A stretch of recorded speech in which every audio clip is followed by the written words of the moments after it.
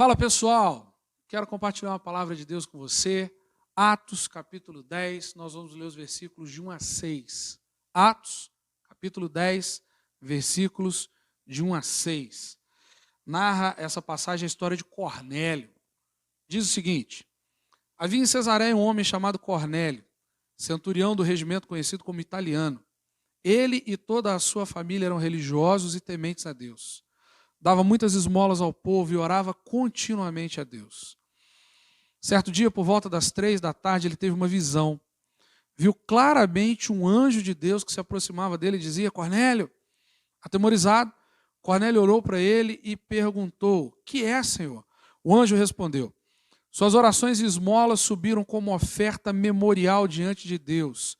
Agora, mande alguns homens a Jope para trazerem um certo Simão, também conhecido como Pedro, que está hospedado na casa de Simão, o curtidor de couro, que fica perto do mar. Eu quero orar. Senhor, obrigado, Deus, porque a Tua palavra continua viva mesmo em tempos de morte.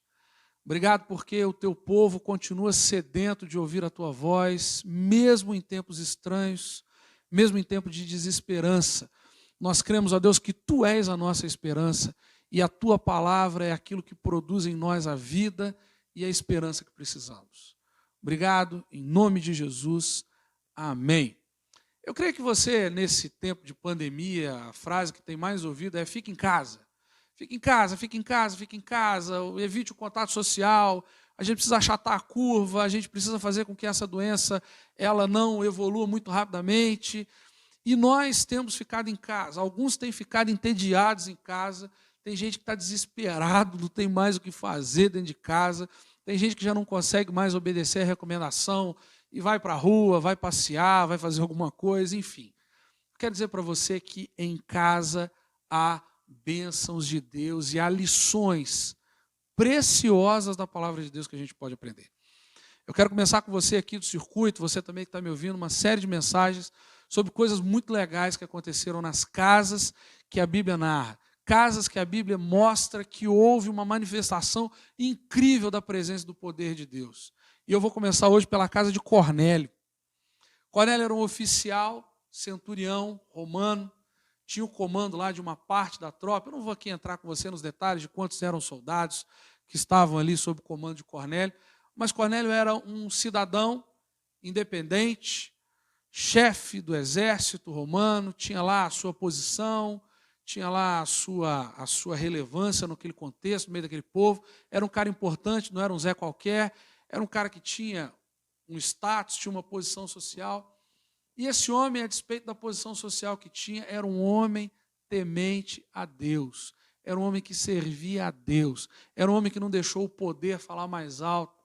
Era um homem que não se deslumbrou com o cargo que vivia, que ocupava, mas era um homem que servia a Deus, temente a Deus, que se desviava do mal, que ofertava ao Senhor, e essa oferta chegou a Deus.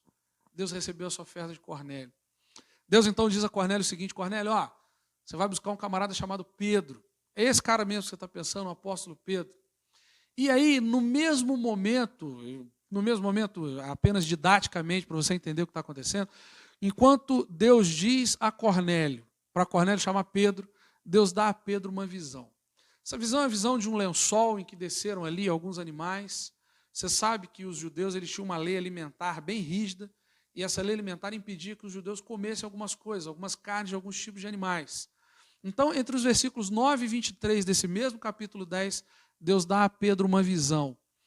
Essa visão de Pedro é um lençol cheio de bicho, e Deus fala para ele: Pedro, mata e come. E Pedro vai lá pagar de santarrão para Deus e fala assim: Senhor, não, eu sou judeu, eu não como nada que seja impuro. E Deus diz para ele: Pedro, aquilo que eu considerei, aquilo que eu lavei, aquilo que eu purifiquei, você não deve entender como impuro. O que Deus estava tentando dizer para Pedro nesse momento? Havia uma lei que proibia que gentios e judeus se aproximassem, convivessem. Você vai ver isso lá no versículo 28, quando Pedro, então, já com Cornélio, diz isso para ele. Havia uma proibição de que os gentios recebessem os judeus. E, inclusive, quando o evangelho iniciou a sua pregação, quando o evangelho começou a ser pregado, havia uma predisposição de que esse evangelho fosse pregado aos judeus, primeiro ao judeu. Como judeu, o povo de Israel rejeitou esse evangelho, então Jesus, em sua infinita graça e misericórdia, ele estende esse evangelho aos judeus, que chegou aí até a mim e a você, e hoje nós podemos dizer que somos salvos pelo evangelho da graça do Senhor, porque um dia os judeus o rejeitaram e os gentios foram então o alvo dessa graça, o alvo dessa bondade de Deus. Quero falar com você sobre salvação. O que aconteceu na casa de Cornélio? Na casa de Cornélio houve salvação. Está precisando de salvação aí na sua casa? Está precisando de salvação na sua vida? Está precisando ser salvo de alguma coisa? Eu quero dizer para você que Deus pode salvar você de várias situações. Deus pode salvar você nessa pandemia de pegar o Covid. Deus pode salvar você nessa pandemia de passar necessidade, porque o comércio está fechado, a indústria está fechada, está tudo fechado, tudo parado. Deus pode salvar você de várias situações, mas a salvação que importa para Deus é a salvação da sua alma. Tem um monte de gente aí que está com dinheiro no bolso, carro na garagem, emprego bacana, posição social e está indo para o inferno, porque não teve a alma salva. Isso é muito triste, cara. Isso é muito triste, isso é muito perigoso. Quem foi que te disse que você vai ter tempo de se consertar com Deus? Eu falo para jovem aqui, o circuito é um grupo de jovens, e o jovem, geralmente, ele fala, não tem tempo, cara, pelo amor de Deus, pode me encher a paciência, eu estou na minha juventude, deixa eu viver meu tempo. Eu comecei esse encontro falando para você, lembre-se dos dias da sua mocidade, porque vai haver um tempo em que o moedor vai deixar de funcionar, você vai ficar banguelo, você não vai conseguir enxergar as coisas direito, a visão vai ficar um pouco turva, um pouco esquisita. Vai chegar um tempo em que a sua vida ela não vai ser mais assim tão vigorosa, você não vai ter tanta força para fazer o que você espera fazer. Agora é verdade também que pode ser que esse tempo nunca chegue. Pode ser que Deus te peça a sua vida hoje ainda, te mate hoje, te leve hoje. E aí? Você vai para onde? Você vai para o céu ou vai para o inferno?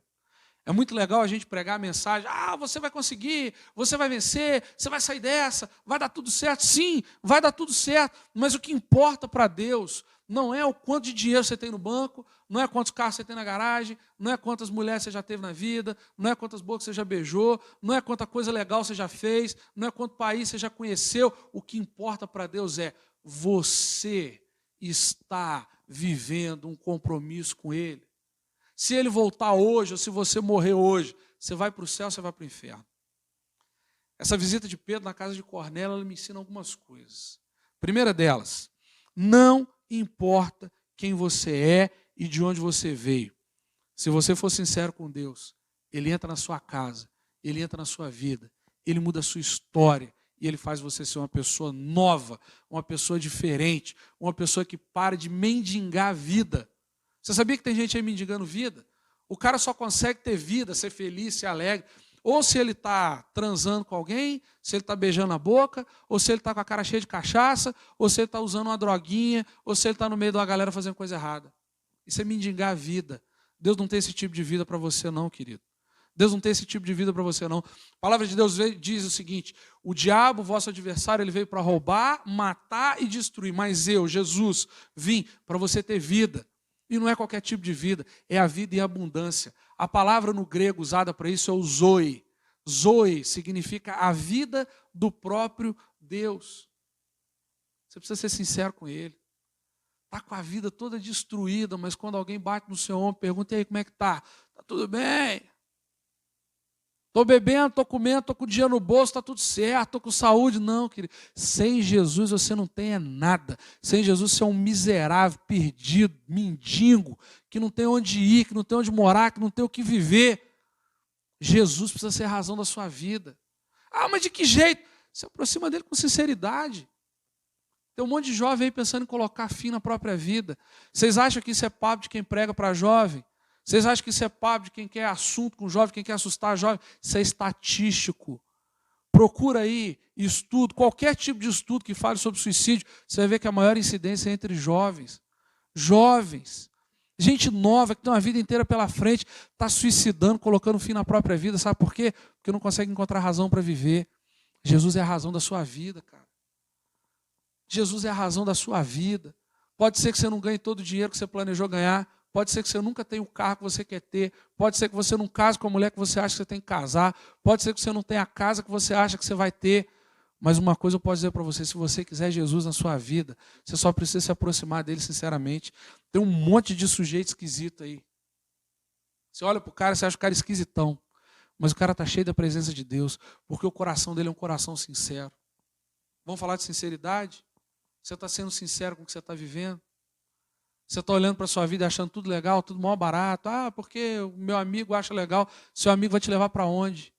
Seu amigo não tem poder de salvar sua alma, não, cara. Seu amigo vai te levar para o inferno. Sua amiga vai te levar para o inferno. Esse corpinho bonito que essa menina tem, que está esfregando aí na sua cara hoje. Esse carrão bonito que esse cara tem, que está esfregando em cima de você aí, menina. Isso aí não tem o poder de te levar para lugar nenhum, além de um buraco sem fundo. Jesus, que é a sua alma. Ah, mas eu já me envolvi, eu já fui, e eu estou vivendo, e eu estou no fundo do poço. Seja sincero com ele. Seja sincero com Jesus. Cornélio foi sincero com Deus. Ele ofertava, ele entregava as suas ofertas, ele orava. A Bíblia diz que Deus recebeu aquela oferta como uma oferta memorial, uma oferta que ele se lembrou. Ele olhou para aquilo e falou assim, caramba, o cara está ali orando. Ele está sendo sincero comigo. Cornélio foi sincero com Deus. Você está sendo sincero com Deus? Você está dizendo aí que você não tem mais esperança, que você não tem mais vida, que você não tem mais salvação. Seja sincero com Deus, faça com Deus. Senhor, eu me acho um cara tão ruim, mas tão ruim, mas tão ruim, que eu acho que não tem jeito mais para mim. Vou te dizer uma coisa. Deus vai dizer para você, tem jeito sim. E se alguém diferente de Deus disser para você que não, esse alguém é um viado do capeta, que não tem nada para te oferecer. Se apega à palavra de Deus. Se apega àquilo que Deus tem para falar para você. Amém? Segunda coisa, Deus trata todo mundo do mesmo jeito, desde que haja temor. Você teme a Deus? Uma coisa é você ser sincero com Ele. Você ser sincero com Ele. Outra coisa é você temer a Ele. Às vezes a gente chega perto de alguém que pode ajudar a gente chega pedindo ajuda, chega de um jeito tão desrespeitoso, chega de um jeito assim tão desleixado. Olha para aí, você pode quebrar meu galho aí, Deus? Aí, se você pedir o favor de alguém e chegar perto de alguém desse jeito, você acha que você vai conseguir alguma coisa? Você, meninão aí, bonitão, que quer usar o carro do seu pai, como é que você chega perto do seu pai para usar o carro dele? Ô pai, vou pegar seu carro aqui, hein? Faz isso. A menos que o seu pai não seja um banana, um trouxa, um Zé Mané, ele vai falar para você, é ruim, filhão. Vai pegar nada. Se o seu pai for um cara sério, correto, ele vai virar para você, como é que é? Hein? E se você for um camarada esperto, vai falar com ele, seu pai, posso usar o seu carro? Isso é uma questão de temor. Tem muita gente que às vezes está até sendo sincero com Deus, está até se achegando a Deus com sinceridade, mas chega com irreverência, chega com falta de temor. A Bíblia coloca o irreverente no mesmo pacote do assassino. Vai lá na carta de Paulo a Timóteo. Não herdarão o reino dos céus o irreverente, o que mata pai, o que mata mãe. Não seja irreverente diante de Deus. Se você já se apresentou diante de Deus com sinceridade, não seja irreverente diante dele. Tá, que se dane para lá. Hoje eu faço, amanhã eu peço perdão. Aí amanhã eu faço de novo, depois eu peço perdão. Deus perdoa mesmo. Isso é irreverência. Deus não compactua com irreverência. Deus não é trouxa. A Bíblia fala que ele não é homem para que imita, nem filho do homem para que se arrependa. De Deus não se zomba, porque aquilo que o homem plantar, semear, isso também ele vai colher. O que você está plantando aí na sua juventude, hein? Você está esperando santidade, você está esperando salvação de Deus. O que você está plantando para receber essa salvação de Deus? Se aproxime de Deus com sinceridade, mas tenha temor. Você está falando é com Deus. Fala com Ele do seu jeito, mas fala com Ele como o Deus que Ele é. Deus fala lá em Isaías 66, verso 6, a esse eu estimo, ao humilde e contrito de espírito que treme diante da minha palavra. Às vezes a sua vida está uma tragédia, e você mesmo vivendo uma tragédia, se aproxima de Deus como se Deus fosse lá as suas negas. Essa expressão hoje é até feia, né? Expressão de cunho racista. Você se aproxima de Deus como se Deus fosse qualquer um, fosse um Zé Mané qualquer. Deus é Deus. Está lembrado do ladrão da cruz? A gente fala que ele é ladrão, a gente não sabe que crime ele cometeu, né? Ele era um bandido que estava ali sendo crucificado, mas não se sabe qual crime ele cometeu. Mas ele estava ali pendurado na cruz e a gente convencionou de chamar de ladrão da cruz. E um dos caras que estava ali pendurado fala assim: e aí, Jesus, você não é Deus, então vai lá, se salva, sai daí. Tratando a Jesus com total desrespeito, com total desprezo. O outro que estava do outro lado falou assim: não, rapaz, você está doido. A gente merece o que a gente está vivendo, mas esse homem é santo. Esse homem é o Filho de Deus, é um ungido de Deus. Sabe o que acontece com esse cara? Jesus vira para ele e fala assim: ainda hoje você vai entrar comigo no paraíso. Ainda hoje eu vou te salvar. Ainda hoje eu vou mostrar para você o meu reino. Aquele homem viveu uma vida inteira de perdição, de devassidão. Sei lá se ele roubou, se ele matou, se ele usou droga, sei lá o que ele fazia. Mas aquele homem estava sendo condenado à morte. A sentença de morte dele estava sendo executada ali. Mas aquele homem recebe de Jesus um perdão tão imediato. Aquele homem passa o dia sendo torturado, sofrendo, sendo crucificado. E ele termina aquele dia nos braços de Deus, na graça, na glória. Você pode ter sido a pior pessoa do mundo. Se você se aproximar de Deus com temor, reconhecendo que Ele é o Senhor, que Ele é o Salvador, Deus salva você. Deus traz você para perto dEle. Por fim, quando Deus ele traz alguém para perto dEle, Deus não só nega nenhum privilégio de filho.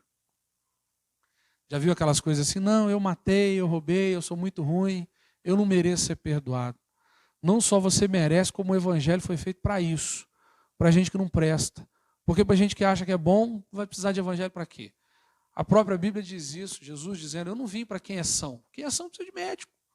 Eu vim para quem está todo errado, para quem está todo perdido, para quem está fazendo um monte de lambança por aí. Talvez seja esse o seu caso, você fala assim: não, eu não tenho jeito mais. Para mim não dá, não, para mim não dá sim. E se você se encontrar com Deus, tiver uma experiência com Ele, Deus não vai tratar você diferente daquele que cresceu na igreja. Deus não vai tratar você diferente daquele que chegou na igreja há 20, 30 anos, que nunca cometeu um pecado grave, como se houvesse pecado grave, né? Deus não vai tratar você diferente do que Ele trata os outros. Ali, naquele momento, na casa de Cornélio, deixa eu te contar uma história interessantíssima para a gente poder terminar. No Antigo Testamento, o Espírito Santo ele descia sobre homens pontualmente. Sansão, por exemplo, recebeu uma visita do Espírito Santo, foi cheio do Espírito Santo, fez algo incrível, maravilhoso, mas depois o Espírito Santo não se apossou mais dele, ele não teve mais essa visitação do Espírito.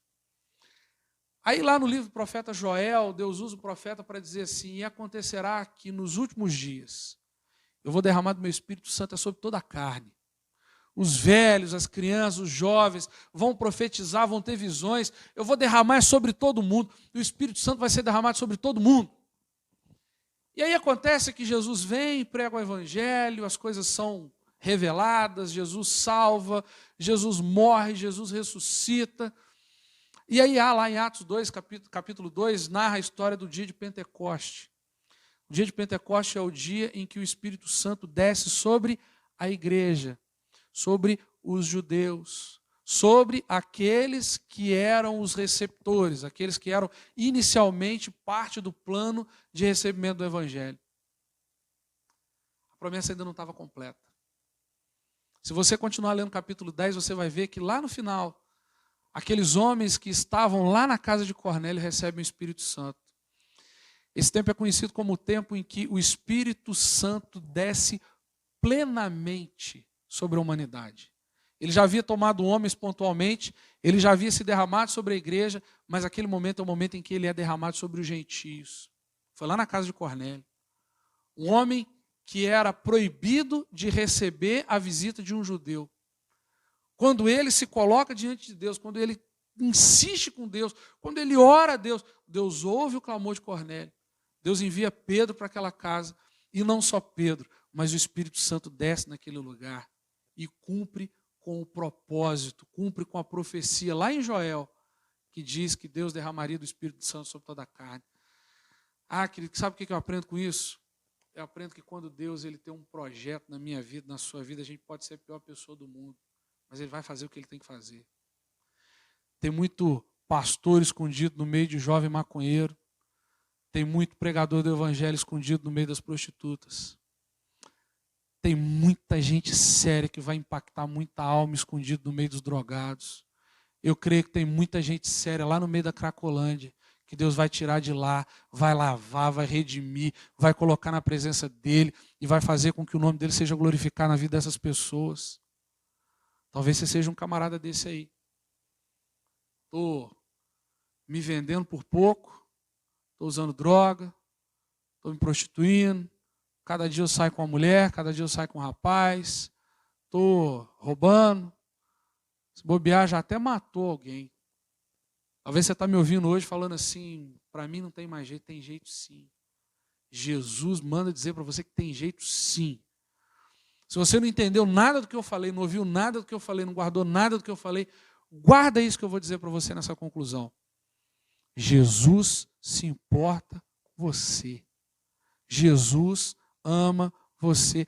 Mas você conversa, já ouvi isso tantas e tantas e tantas vezes sim. Mas no momento que você estiver lá no fundo do poço, eu creio em nome de Jesus que essa voz vai ficar buzinando no seu ouvido. Jesus ama você, Jesus ama você, Jesus se importa com você, Jesus quer salvar você, Jesus quer cuidar de você, Jesus quer mudar a sua vida, Jesus quer mudar a sua história.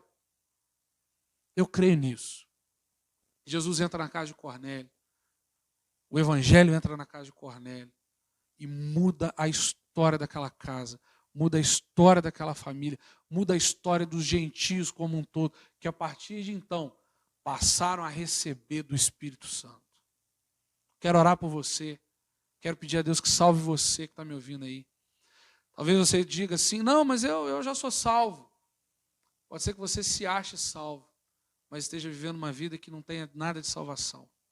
Quero orar por você. Feche aí os seus olhos onde você está. Se você puder, repete comigo essa oração. Diga, Senhor Jesus, eu creio que Tu és o Cristo, o Salvador. Eu creio que nessa noite o Senhor pode me salvar, me livrar, me libertar, cuidar de mim, me encher do Teu Espírito e me dar uma nova vida, uma nova história, um novo rumo. Eu creio na Tua palavra, em nome de Jesus. Te recebo como meu Salvador e quero, a partir de hoje, andar em novidade de vida. Em nome de Jesus, amém. É simples assim. É com uma oração dessa que a sua vida começa a mudar. É com uma oração dessa que a sua vida passa a ser diferente. É com uma oração dessa que você é recebido por Deus como filho e passa a desfrutar de tudo de bom que Ele tem para a sua vida. Deus abençoe você, Deus guarde você, Deus proteja você, em nome de Jesus. Amém. Um abração, até semana que vem. Semana que vem a gente continua essa série. Vamos falar sobre mais uma casa e algo fantástico, muito legal que aconteceu nela. Deus abençoe, um abraço. Tchau.